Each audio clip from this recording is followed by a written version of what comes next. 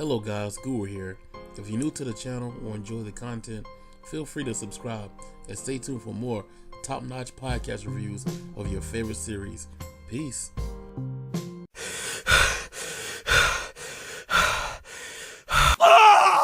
Yo folks, the time is here. The time is here. GEEK Yogurt's first review of The Walking Dead Season 1, Episode 1. Are y'all ready? Are you ready? I don't think y'all ready. But let's go. Alright, this first episode, we see that the sheriff's deputy Rick Grimes wakes up from a gunshot inflicted coma and discovers the world is overrun with walkers. Who are the walkers? The walkers are actually the Walking Dead, quote unquote zombies. He goes back to his house to find his wife and son, but meets survivors Morgan Jones, who's a black guy, and his son Dwayne, I think his name was, something like that. And Rick decides to head to Atlanta to find his wife Lori and his son Carl. Unaware they are safe with drifter survivors led by former partner Shane. He encounters hordes of walkers and becomes trapped inside of a tank. Yo, the key points of this episode I found was that we got just a little bit of taste of what's going on. I thought it was kind of weird that he was left in a hospital and he was never, I guess, eaten by the walkers, you know, because since he was there by himself, pretty much strapped up to that IV inside of that room. And another thing I thought, like, well, how come he didn't like get a major staph infection or something, because nobody was tending to his body while he was in that coma. And but like I said, we don't know how long he was there in that room left alone. So those are the kind of things I thought, but you know, it didn't take away from it, but I was just thinking a little bit too much into the episode, I guess. But like, nonetheless, I liked it.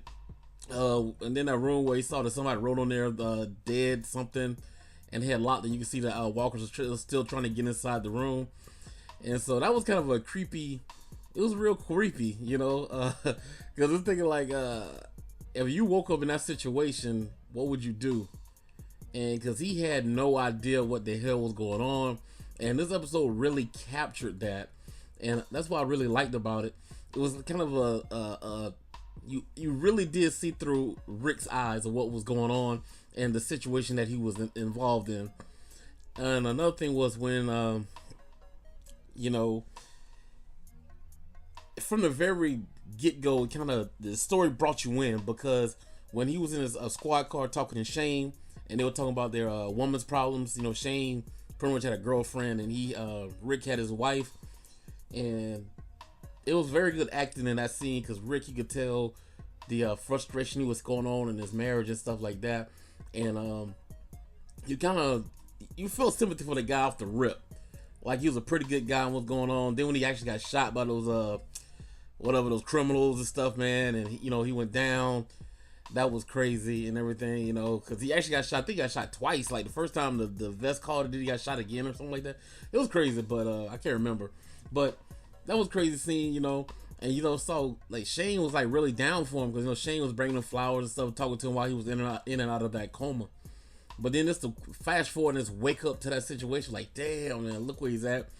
And then we actually got my man Morgan's story, and you know, Morgan knocks him out and stuff, and he trying to put him in the house, and he's trying to figure out like, why did Morgan shoot that guy and everything. And he tried to tell him like, man, do you know what's going on? So you know, he got filled in. But the thing I loved about it was once Morgan told him what was going on, Rick, you know, got his ass in gear and took that bat and started beating the hell out of those damn walkers. I mean, I think it was kind of risky though, you know, because the blood is actually infectious or whatever. But I mean, he beat the hell out of him with that bat, man, and that was crazy.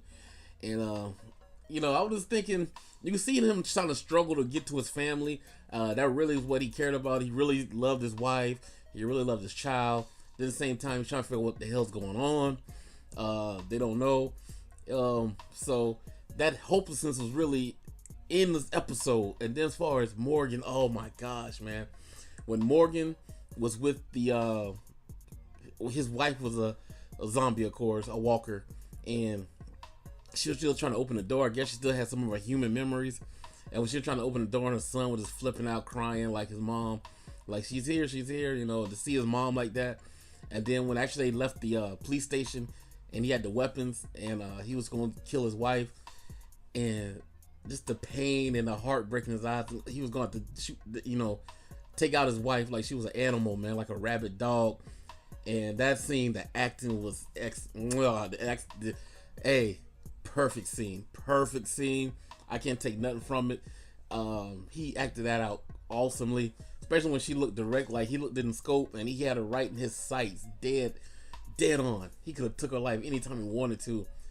And she like looked like she was almost looking into his heart with her eyes. Like, I don't know, man. To me, it seemed like she wanted to be put out of misery, but his heart, man, he just couldn't do it, man. And he just started crying, and that was just an epic scene, man. Another great scene was when Rick meets the this walker was like in half. I mean, she was half a woman, you know, that literally.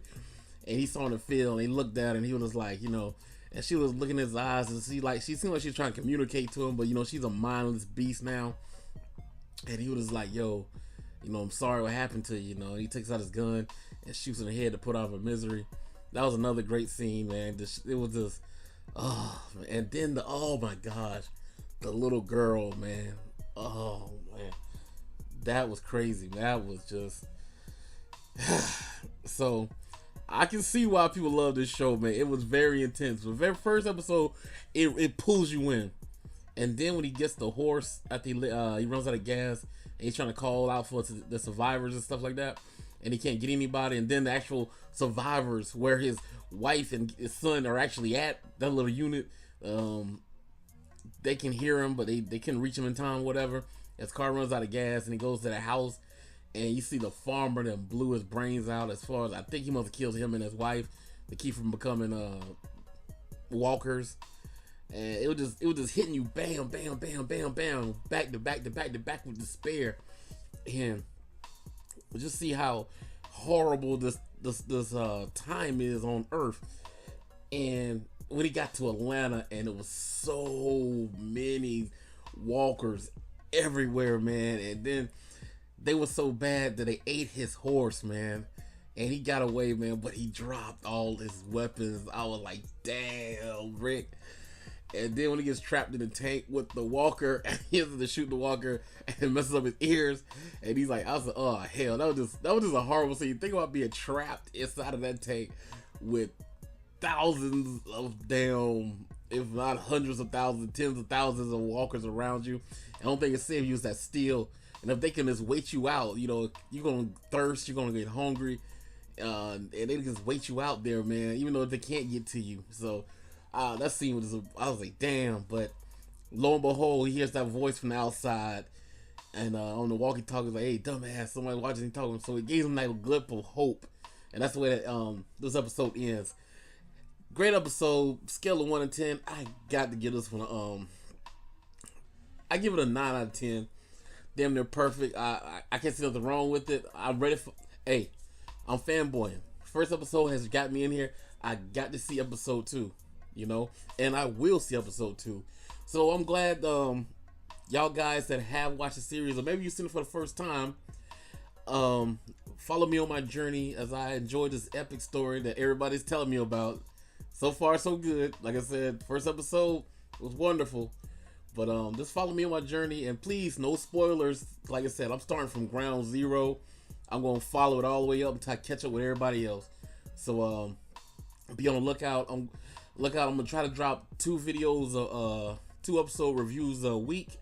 Like I said, I'm starting from bottom to the top. We're going from episode 1, season 1, season 2, season 3, season 4. We're gonna get it all in.